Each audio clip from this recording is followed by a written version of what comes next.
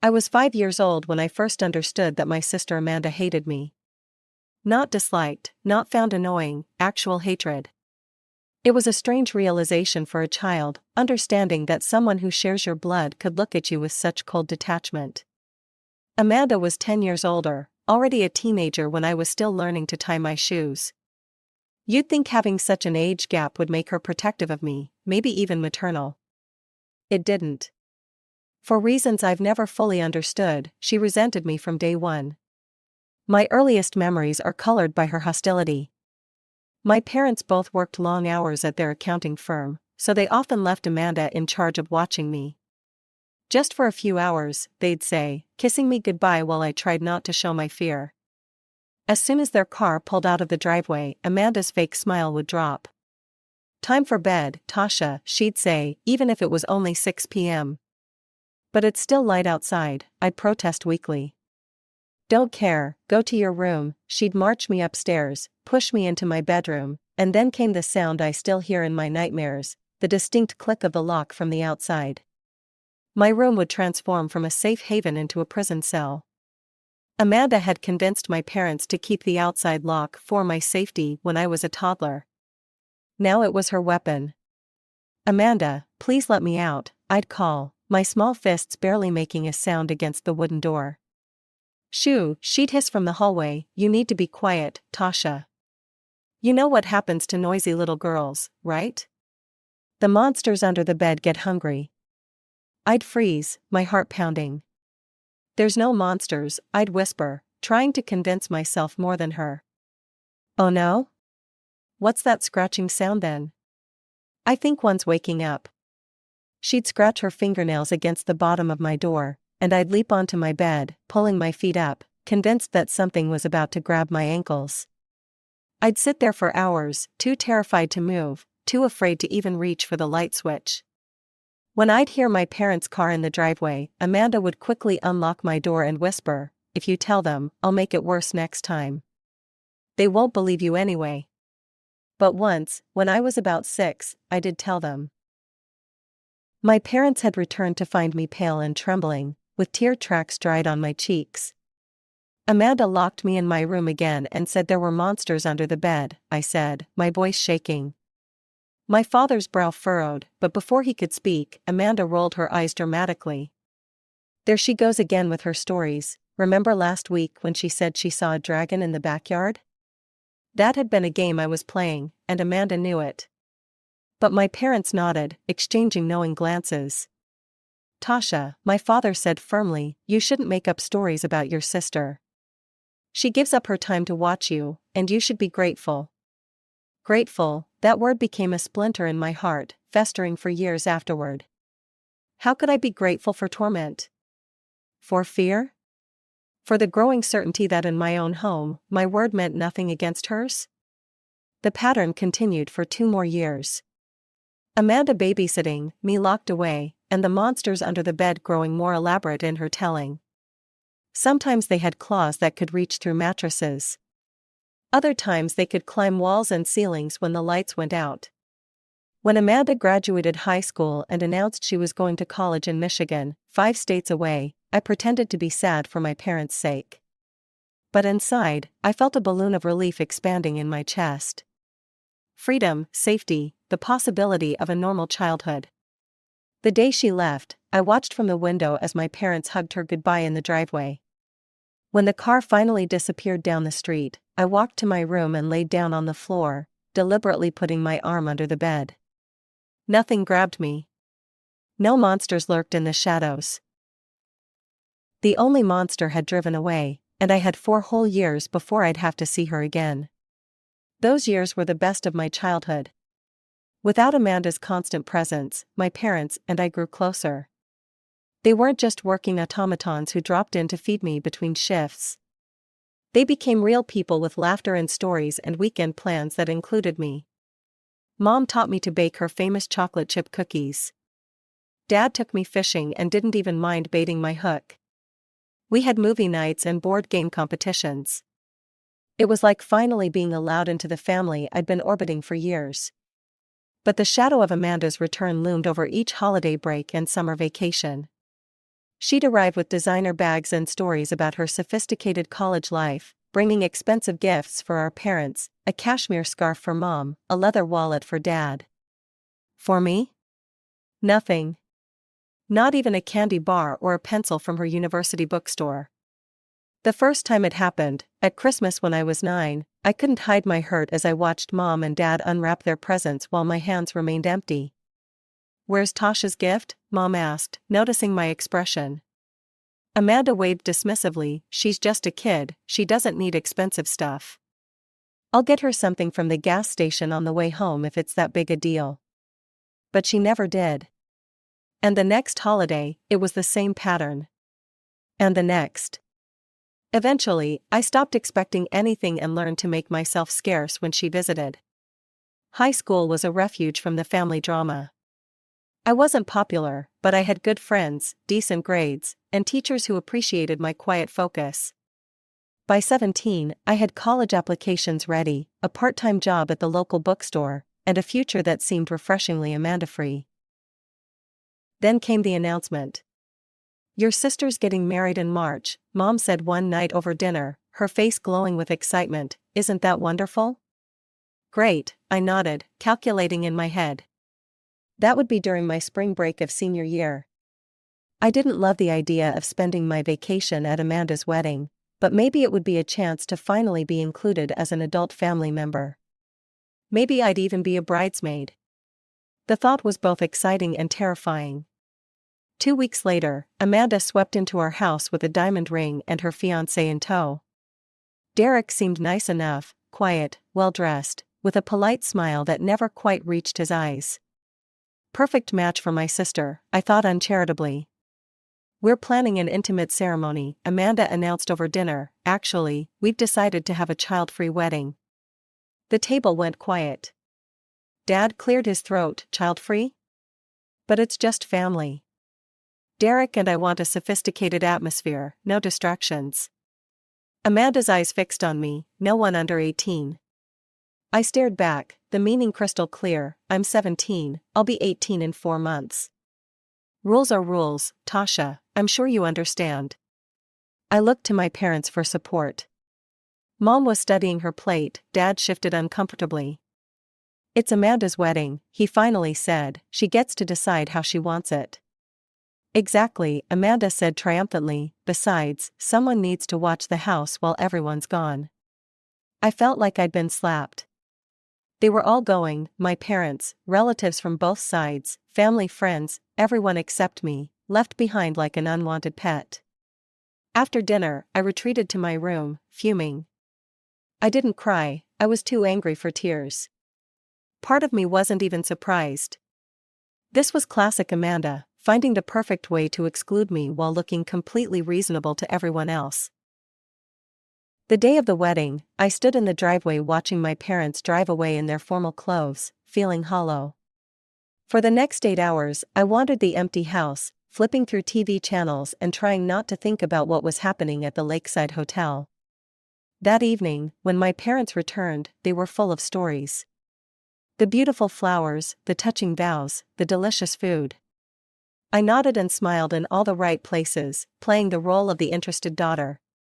3 days later, scrolling through social media, I saw it. Amanda had posted her wedding album. I shouldn't have looked, but curiosity got the better of me. There in the family photos stood my cousin Lily, grinning in a pretty blue dress. Lily, who was exactly 1 month younger than me. I zoomed in on the photo, thinking I must be mistaken. But no, it was definitely Lily. My hands shook as I dialed her number. "Oh yeah," she said casually. Amanda said the age thing was just a guideline, not a strict rule. "Didn't you know?" I hung up without responding, the betrayal burned in my throat. It wasn't about having a child-free wedding. It was about excluding me specifically, and everyone, including my parents, had gone along with it. That moment changed something fundamental in me. I stopped trying to earn Amanda's approval or my parents' understanding. I focused on graduating, getting scholarships, and planning my escape to college. The next time I saw Amanda was at Thanksgiving, 6 months later. I was freshly 18 and heading to state university in January. She made small talk about married life, and I responded with polite disinterest. The elephant in the room, her wedding deception, went unmentioned. My college years flew by. I studied marketing, made friends who knew nothing about my family dynamics, and gradually built a life that was entirely my own. I came home for major holidays but kept my visits brief. Amanda appeared intermittently, usually when she wanted something from our parents. Then came the baby announcements.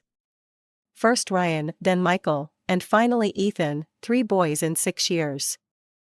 Amanda quit her job to become a full-time mom, and suddenly our parents' house became her unofficial daycare center. I had graduated by then and landed a job as a junior manager at Reynolds Trading. My apartment was 15 minutes from my parents but light years from the chaos that now defined their home.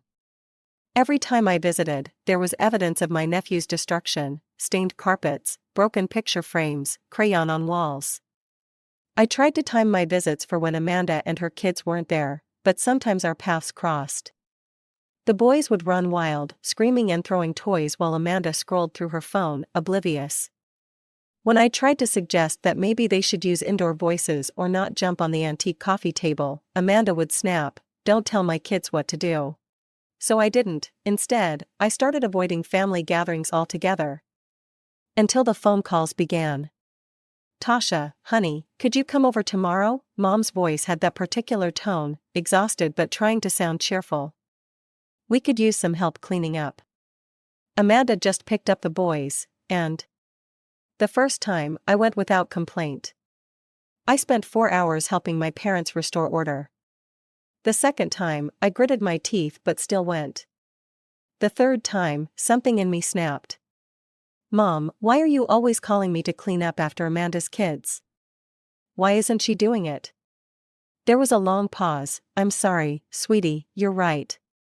We shouldn't have asked." I hung up feeling guilty but resolute. That evening, I called Amanda directly. "You need to stop treating Mom and Dad's house like a dumping ground," I said without preamble. "They're in their 60s, they shouldn't be cleaning up after your kids." "Mind your own business, Tasha," she replied coldly. "This is between me and them. They're my parents too, and you're taking advantage of them. I'm raising 3 children. What would you know about that?" Her voice dripped with condescension. "Don't stick your nose where it doesn't belong." The line went dead. I called my parents immediately after hanging up with Amanda. My hands were shaking with anger, but my voice was steady. "Mom, Dad, I want you to stop babysitting for Amanda unless she agrees to clean up after her kids. Those boys are completely out of control, and Amanda doesn't lift a finger." There was a long silence, then Dad cleared his throat. "We'll talk to her." I wasn't sure they would, but a week later, I got a furious call from Amanda. "What the hell did you say to Mom and Dad?" she demanded, her voice shrill. "They told me I can't bring the kids over unless I clean up afterward." "Good," I said simply. "You had no right to turn them against me. Who's going to watch my kids now? Do you know how expensive childcare is?" "Not my problem, you chose to have them, take some responsibility." She hung up on me again. I later heard from Mom that Amanda did start cleaning up after her visits, not thoroughly, but enough that my parents weren't left with a disaster zone. It was a small victory, but it felt significant. For once, I hadn't backed down. Life went on. I focused on my career, working my way up to senior manager. I dated casually but nothing serious stuck, until I met Ethan at a work conference. He was smart, funny, and refreshingly straightforward. No games, no manipulation. After years of walking on eggshells with my family, his honesty was like oxygen. We dated for 2 years before he proposed on my 27th birthday with a simple solitaire ring and a promise of a drama-free future. I said yes immediately, but even as we celebrated, a dark thought intruded: the wedding would mean facing Amanda again. "We could elope," Ethan suggested when I explained my concerns. "Vegas, just us." But I shook my head. "I won't let her rob me of a proper wedding. I want my friends there, your family, everyone except my nephews." Ethan raised an eyebrow. bold move, your sister won't like that. I know, I took a deep breath. But after seeing what her kids did to my parents' anniversary party last month, the cake smashing, the screaming during the toasts, I can't risk it. So I made the announcement on social media, we're thrilled to be planning our wedding for next June. Note, this will be a child-free event. No guests under 16, please. We love your little ones, but want everyone to enjoy an adult evening. Most responses were positive. Friends with children promised to arrange sitters. Ethan's family completely understood. My post received likes, hearts, and supportive comments. All except from Amanda. A week later, I went to my parents for our usual Saturday dinner. Walking through the front door, I heard the familiar chaos before I saw it: shrieks, thumps, something breakable crashing to the floor. Amanda and her boys had happened to stop by. Ryan, now 12, ran past me with a water gun. 8-year-old Michael was jumping from the sofa to the love seat, his shoes leaving dirt marks on the upholstery. Ethan, the youngest at 6, was systematically pulling books off the shelves and dropping them on the floor. Amanda sat at the dining table with Mom, calmly sipping coffee as if surrounded by perfect tranquility. Halfway through dinner, Amanda casually mentioned my wedding. I'll need to know the exact schedule so I can plan around the boys' activities. I put down my fork. The boys aren't invited. It's adults only, as I mentioned in my post. She laughed. That doesn't apply to family, obviously. It applies to everyone, no exceptions. But I can't leave them for a whole day. I'll have to bring them. I stared at her, wondering if she was really this oblivious or just testing me. No, you won't, you'll need to find a sitter. There's no one I trust with them for that long, they're coming with me. Her tone was final, as if the matter was settled. Amanda, I said slowly, let me be clear. If you show up with your children, you won't be allowed in. It's my wedding, my rules. You're just doing this to get back at me, she snapped, her composed facade cracking. Because I didn't let you come to my wedding. I blinked in surprise. What? That was 10 years ago. This has nothing to do with that. Liar. You've always been vindictive. Always making up stories about me. I gestured to where Michael was now using the curtains as a climbing rope. This is why your kids aren't invited. They're completely out of control, and you do nothing about it. Amanda stood up so abruptly her chair fell backward. Boys, we're leaving. She stormed out, children trailing behind her like destructive ducklings, leaving the usual disaster in their wake. After they left, my parents gave me disappointed looks. Was that necessary? Mom asked. You could have handled it more diplomatically. Like how? By letting her walk all over me like she always has? No thanks. Dad sighed. They're just children, Tasha, they're family. Look around you, I said, gesturing to the chaos. Do you want this happening during my vows? During our first dance? While everyone's trying to enjoy a meal that Ethan and I are paying a fortune for? They didn't have an answer for that. 2 days later, Amanda posted a long, self-pitying rant on social media, heartbroken that my own sister is excluding my precious boys from her wedding out of spite. Family should come first, not petty grudges from the past. Instead of responding directly to Amanda, I simply commented, to clarify, our child-free policy applies to all guests under 16, not just specific children. We want an elegant evening that all adult guests can enjoy. What I didn't expect was the flood of comments that followed, not from friends, but from relatives. Those boys knocked over my grandmother's urn at the family reunion. They pulled the tablecloth off at Thanksgiving and broke all my good china. One of them bit my daughter at the Christmas party. Amanda deleted her post within hours. The weeks leading up to my wedding were a blur of final arrangements, dress fittings, and nervous excitement. Amanda had gone suspiciously quiet after her social media backfire. No calls, no texts, no more complaints to our parents. The silence made me uneasy. That's when my phone rang. It was Lily. Tasha, I need to tell you something, she said, her voice low. I was talking to Jen yesterday, Amanda's friend from college? The one who was her maid of honor? Yeah, according to Jen, Amanda is going to have the boys accidentally spill something on your dress during the reception. And Ryan is supposed to push over your wedding cake. Jen felt horrible about it and confided in me. After I hung up, I sat in stunned silence. Even for Amanda, this was a new low. Not just ignoring my wishes, but actively planning to ruin my wedding day. I told Ethan, expecting him to be as shocked as I was. Instead, he was eerily calm. "We'll hire security," he said simply. "Give them pictures of Amanda and the boys. No drama, no scene, they just don't get in." We hired 2 security guards from a professional firm, gave them photos of Amanda and her children, and instructed them politely but firmly not to allow them past the entrance under any circumstances. The morning of the wedding arrived with perfect blue skies. As my bridesmaids helped me into my dress, I felt a surprising sense of calm. Whatever happened with Amanda, I was marrying the man I loved. That was what mattered. The ceremony was scheduled for 4 p.m. At 3:30, my phone buzzed with a text from the head of security: "Subjects have arrived with 3 minors. Proceeding as instructed." I took a deep breath and handed my phone to my maid of honor. "Don't tell me anything else about my sister unless the building's on fire." The ceremony was beautiful.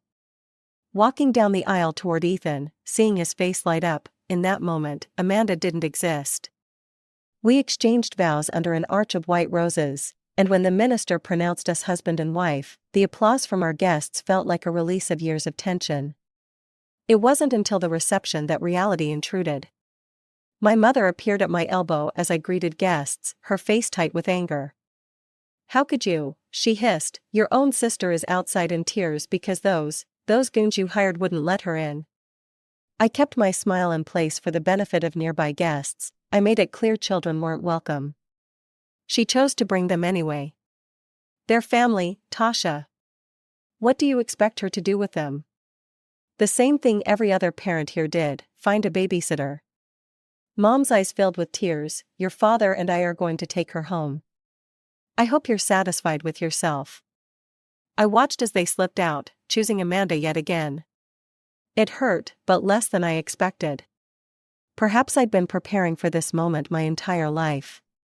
The rest of the reception was perfect. Friends danced, relatives shared embarrassing stories, and Ethan's grandmother taught everyone a Polish folk dance that had us all laughing until our sides ached. Our cake remained upright, my dress stayed pristine, and no one threw food or climbed the curtains. 2 days after we returned from our honeymoon, I decided to call my parents. I thought they deserved to know why I'd hired security, to understand I wasn't just being vindictive. "Mom, Dad," I said when they answered, "there's something you should know. Amanda was planning to have her kids ruin my wedding. Lily found out from Amanda's friend Jen that she was going to have the boys spill something on my dress and knock over the wedding cake." The silence on the other end was deafening. Then my mother's voice, cold and dismissive. "Tasha, I can't believe you're still making up stories about your sister, after all these years." "I'm not making it up," I protested. "Lily heard it directly from Jen. Why would I lie about this?" My father sighed heavily. "You've always had an imagination, Tasha. Always seeing the worst in your sister. This has gone too far." I closed my eyes, transported back to childhood, Amanda locking me in my dark room, telling me about monsters, then calling me a liar when I told our parents. "I didn't make it up," I said quietly. "Lily can confirm it." "Lily's always taken your side," Dad dismissed. "Your sister was very hurt by your actions. And I've been hurt by hers my entire life, but that doesn't seem to matter to any of you." The line went silent for a moment. "We should talk about this in person," he finally said. "I don't think so, Dad. I'm done explaining myself. I love you and Mom, but I won't apologize for protecting my wedding day from Amanda's spite." "So that's it? You're just cutting us off?" I sighed. "No, I'm setting boundaries. When you and Mom are ready to see me as an equal member of this family, not just Amanda's annoying little sister who needs to fall in line, I'll be here." That was 6 months ago. Since then, silence. I hear updates through Lily. Amanda still dumps her children on my parents regularly. The boys are still destructive, still disrespectful. My parents are increasingly exhausted, dealing with health issues that make keeping up with 3 unruly children nearly impossible. But they won't set boundaries with Amanda, and I won't pretend everything is okay. Sometimes I dream about reconciliation, Sunday dinners where everyone behaves civilly, holidays without tension, my parents finally seeing the pattern that's been clear to me since childhood. But dreams aren't reality. The reality is that Amanda was right about one thing: I was a dreamer as a child. I dreamed of a sister who would protect me instead of terrorize me. Parents who would believe me instead of dismiss me. A family where love didn't come with conditions. Now I dream of different things: the family Ethan and I might create someday, one where no child feels less valued than another. Where words like fair and respect aren't just empty concepts.